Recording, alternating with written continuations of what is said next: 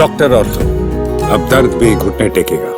नमस्कार दोस्तों, channel for news Delhi NCR में आप सभी का स्वागत है। मैं हूं आपके साथ क्रांत कुमार। दोस्तों, श्रीनगर में आतंकियों और सेना के बीच में मुठभेड़ हुई और उसके बाद कह सकते हैं कि दिल्ली तक अलर्ट हो गया है। दिल्ली में अलर्ट किस लिए हुआ है उसकी जानकारी भी आपको दूंगा, लेकिन सबसे पहले श्रीनगर में क्या हुआ वो मैं आपको बता देता हूं। श्रीनगर में आतंकियों और सेना की मुठभेड़ में सेना के जवानों ने 2 आतंकियों को मार गिराया है।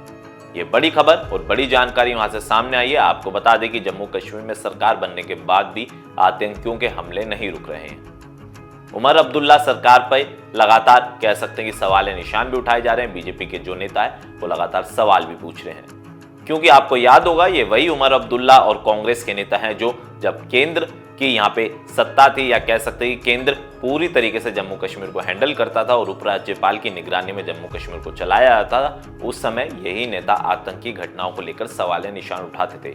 लेकिन अब जब जम्मू कश्मीर में चुनी हुई सरकार है, फारूक अब्दुल्ला के बेटे उमर अब्दुल्ला मुख्यमंत्री है, और अब लगातार इस तरीके की घटनाएं कहीं ना कहीं प्रशासन और सरकार की कार्यशैली पर भी सवाल उठा रही है। सेना लगातार आतंकियों की फायरिंग का जवाब दे रही है और जिसमें 2 आतंकियों को ढेर किया गया। वहीं दिल्ली में इसको लेकर क्या हलचल है, अब जरा आपको वो बता देता हूं। आपको बताया कि दिल्ली में इन आतंकी घटनाओं को लेकर होम मिनिस्ट्री पूरी तरीके से हरकत में आ गया और गृह मंत्रालय ने बड़ी बैठक भी बुलाई। इस बैठक में श्रीनगर में हुए आतंकी हमले को लेकर चर्चा हुई। साथ ही साथ लगातार जम्मू कश्मीर में जो पिछले 1-2 हफ्ते से हम कह सकते हैं कि आतंकी घटनाएं हुए, पिछले 10 दिन से लेकर 15 दिन के भीतर उन घटनाओं को लेकर भी चर्चा की गई, चाहे कोर्ट रूम में ब्लास्ट का मामला हो या फिर आज श्रीनगर में यह घटना हो। गृह मंत्रालय ने जम्मू कश्मीर सरकार से इसको लेकर पूरी तरीके से रिपोर्ट भी मांगी और आपको बताया कि हाल ही में जो हमारे गृह मंत्री अमित शाह, उनसे जम्मू कश्मीर के जो चीफ मिनिस्टर है उमर अब्दुल्ला ने मुलाकात भी करी थी और आतंकी घटनाओं समेत तमाम मुद्दों को लेकर बातचीत भी करी थी।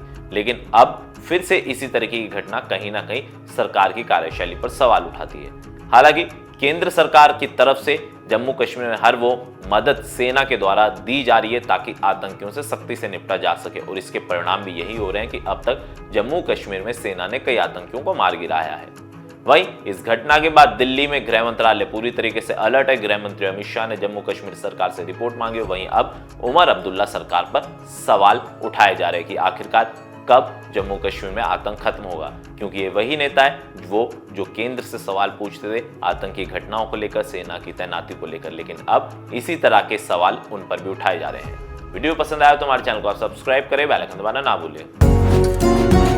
डॉक्टर ऑर्थो, अब दर्द भी घुटने टेकेगा।